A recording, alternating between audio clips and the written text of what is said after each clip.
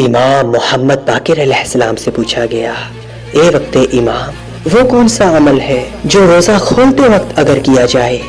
جس سے انسان کی ساری دعائیں قبول ہو جائیں، پچھلے تمام گناہ معاف ہو جاتے ہیں؟ بس جیسے ہی پوچھا گیا